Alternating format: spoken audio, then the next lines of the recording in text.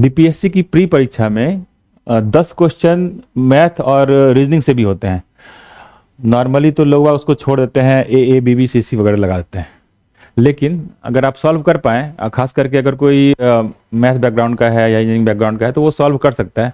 हालांकि कुछ क्वेश्चन उसमें से तो बहुत ही आसान होते हैं, लेकिन कुछ क्वेश्चन उसमें से काफ़ी ट्रिकी होते हैं। तो अभी 68 बीपीएससी में जो पीटी हुआ था उसमें जो 10 क्वेश्चन मैथ और रीजनिंग से थे उसको मैं सॉल्व करने की कोशिश करता हूँ। आप लोग समझने की कोशिश कीजिए कि अप्रोच क्या होता है। ये क्वेश्चन तो आएगा नहीं, लेकिन अप्रोच देखिए वो कैसे आता है। लगभग क्वेश्चन के टाइप्स यही होते हैं, सॉल्व करते हैं इसको। जैसे पहला क्वेश्चन है इसमें,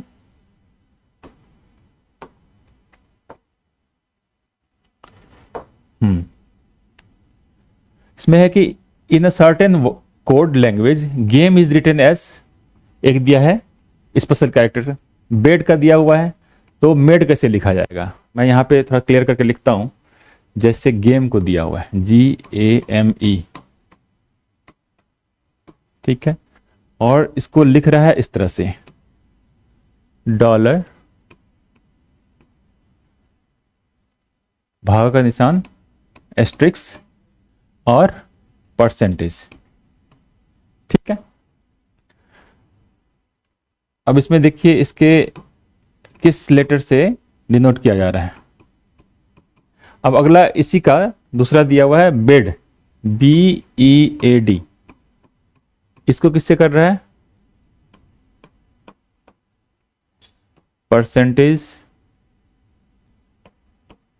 डिवीजन का साइन और मल्टीप्लिकेशन का साइन, ठीक है। आपको दो दिया रहेगा, तीसरा आपको निकालना होगा। अब देखिए पूछ रहा है क्या, मेड पूछ रहा है, MADE। अब देखिए इसमें से M किसको दिखा रहा है, एस्ट्रिक्स को दिखा रहा है, लिख डाले, ठीक। ए से क्या दिख रहा है, भागा का निशान, डिवाइड का, यहां भी भागा का निशान दिख रहा है, तो मतलब ये हो गया। डी देखिए किसमें है, डी यहां पे है, मल्टीप्लिकेशन का निशान, मल्टीप्लिकेशन कर दिए, और ई परसेंटेज का साइन, तो परसेंटेज। अब देख लेते हैं किसमें है ये, एस्ट्रिक्स, डिवीजन, मल्टीप्लिकेशन और परसेंटेज, एस्ट्रिक्स, डिवीजन, मल्टीप्लिकेशन और परसेंटेज, तो आंसर हो गया आपका सी। इस तरह क्वेश्चन रह सकते हैं आपको। अब इसको हटाते हैं, दूसरा क्वेश्चन पे चलते हैं हम लोग।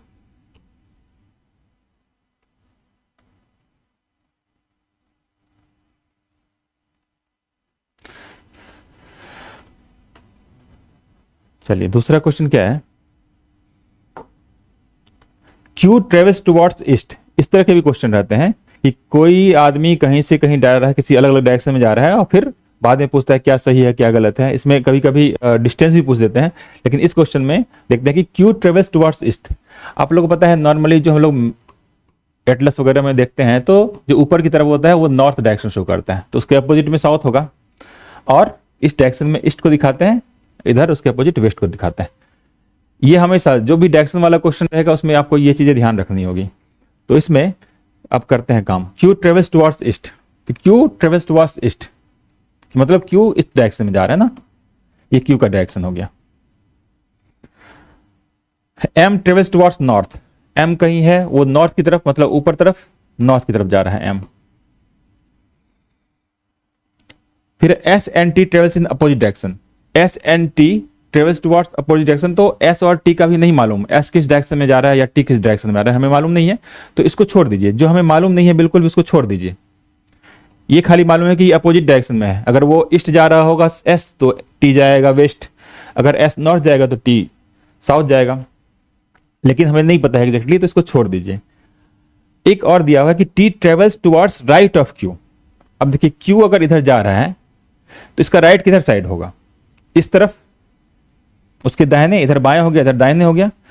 तो ये क्लियर हो गया कि T travels towards right of Q. Q अगर इधर जा रहा है ईस्ट तरफ तो टी जो है इधर जा रहा है, ठीक है, उसके राइट भी जा रहा है। इसका मतलब क्या, अगर ये ईस्ट जा रहा है और ये राइट जा रहा है, मतलब मैं बताया था नॉर्थ साउथ, ये साउथ की तरफ जा रहा है, मतलब टी जो है वो साउथ की तरफ जा रहा है, ई जो क्यू जा रहा है ईस्ट की तरफ जा रहा है। अब चेक करने की कोशिश करते हैं। अब देखिए जो थर्ड वाला पॉइंट हम लोग छोड़े थे कि S and T travels in opposite directions, ये क्लियर हो जाएगा। अगर टी साउथ जा रहा है तो एस किधर जाएगा, पक्का है कि नॉर्थ जाएगा। ठीक है, एस का डायरेक्शन हमें पता चल गया। तो अब देखते हैं ऑप्शंस क्या क्या, कौन सही है पूछ रहा है। Which of following is definitely true. M and S travels in opposite direction. देख लीजिए, M and S opposite direction में नहीं जा रहा। ठीक है, पहला गलत हो गया। S travels towards west, S travels towards west, west किधर है, इधर साइड है, इधर तो जा नहीं रहा, ये जा रहा है इस तरफ, सॉरी नॉर्थ तरफ। ठीक है, तो ये भी गड़बड़ हो गया। T travels towards north, T travels towards north नहीं जा रहा है, ये साउथ की डायरेक्शन में जा रहा है, ये भी गलत हो गया। M and S travels in same direction. अब देखिए, एम का डायरेक्शन भी नॉर्थ की तरफ है और एस का डायरेक्शन भी नॉर्थ की तरफ है, मतलब ये जो स्टेटमेंट है वो हो गया सही। M and S travels in same direction मतलब कि नॉर्थ। तो इस तरह से आप ड्रॉ करके, डायग्राम ड्रॉ करके आप इसको सॉल्व कर सकते हैं, इस तरह के क्वेश्चन को। अगला क्वेश्चन में चलते हैं।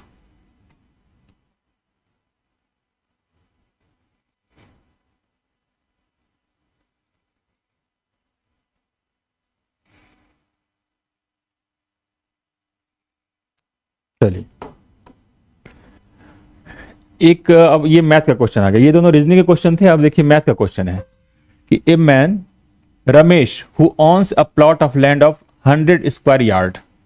ठीक है, तो रमेश नाम का कोई आदमी है, आर हम इससे आर से दिखाते हैं, कोई प्लॉट लिया 100 स्क्वायर यार्ड का। Increase his plot of land by acquiring 10% more from his neighbour Suresh who also owns 100 square yards. तो सुरेश जो है, एस से दिखा रहे हैं, उसके पास भी 100 है, 100 स्क्वायर यार्ड है। लेकिन आर रमेश क्या करता है, वो सुरेश से कुछ जमीन लेता है और अपनी जमीन 10% बढ़ाता है। ठीक है, 10% बढ़ाने का मतलब क्या हुआ, अगर 100 यार्ड पहले है तो अब रमेश के पास कितना हो जाएगा, ये रमेश का हम लिख रहे हैं, पहले अगर 100 यार्ड है अब कितना हो जाएगा 110 यार्ड स्क्वायर यार्ड। ठीक है, ये अब रमेश के पास है 110 स्क्वायर यार्ड, लेकिन लिया किससे है, फ्रॉम नाइबर सुरेश, सुरेश से ही लिया। तो सुरेश के पास पहले था 100 स्क्वायर यार्ड था, अब कितना उसके पास बचेगा 90 स्क्वायर यार्ड। ठीक है, इतना क्लियर हो गया। अब अगला चलते हैं कि हु ऑल्सो, हाँ, after 2 years he sells back 10% of total plot of the neighbour to the neighbour. अब 2 साल के बाद क्या सिचुएशन है वो देखते हैं हम लोग। ठीक है, 2 साल के बाद का सिचुएशन हम लगाते हैं। 2 साल के बाद सिचुएशन ये है कि रमेश के पास 110 यार्ड है और सुरेश के पास 90 यार्ड है। अब रमेश ने क्या किया कि 10% of total plot of the neighbour to the neighbour, 110 का 10%, 110 का 10% है ना, कितना हो गया 11 स्क्वायर यार्ड क्या करता है ये, फिर सुरेश को दे रहा है 2 साल के बाद। अब रमेश के पास कितना बचेगा, 110 में से अगर 11 हटाएंगे तो हो गया 110 minus 11 is equal to 99 yard square yard इसके पास बचा है। अब सुरेश के पास कितना हो जाएगा, था कितना 90, 11 उसको मिल गया, 90 प्लस 11 मतलब 101 यार्ड स्क्वायर यार्ड इसके पास हो गया।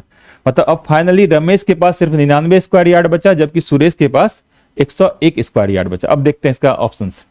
Ramesh land is more than Suresh, बिल्कुल गलत है। रमेश के पास कितना है, रमेश के पास सिर्फ 99 स्क्वायर यार्ड है, सुरेश के पास 101 है, तो Ramesh land is more than Suresh, ये गलत हो गया। Suresh land is more than Ramesh, सही है यही। अब सुरेश के पास 101 है, रमेश के पास 99, तो दूसरा वाला ऑप्शन सही हो गया, मतलब बी ऑप्शन इसका सही हो गया।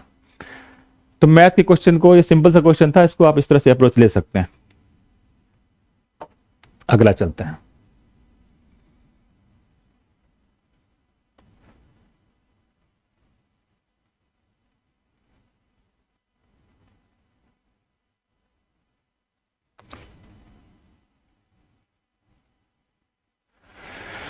अब देखिए इसमें तीसरा क्वेश्चन जो है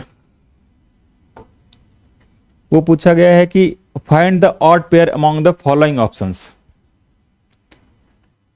मिलिनरी, hats, brewery alcohol, stationery paper, snobbery shoes. अब अगर इंग्लिश आती है या फिर हिंदी में भी कुछ दिया होगा इसके अकॉर्डिंग ही, तो अगर वो आपको क्लियर है कि किस शब्द से क्या मीनिंग हो रहा है तो वो आपको सॉल्व हो जाएगा। मिनरी बोलते हैं नॉर्मली, मिलिनरी ये होता है महिलाओं का, हैट से रिलेटेड होता है, ये लेडीज लोग हैट पहनती हैं उसी से रिलेटेड होता है ये हैट, ठीक है। ब्रीवरी जानते हैं, ब्रीवरीज ये ड्रिंक से रिलेटेड होता है। स्टेशनरी जानते हैं, पेपर वगैरह, पेपर पेन वगैरह से रिलेटेड होता है। लेकिन स्नोबरी ये एक ये जूते से रिलेटेड नहीं है, इसकी अलग मीनिंग होती है, ठीक है। तो ये सिंपल सा था। अगला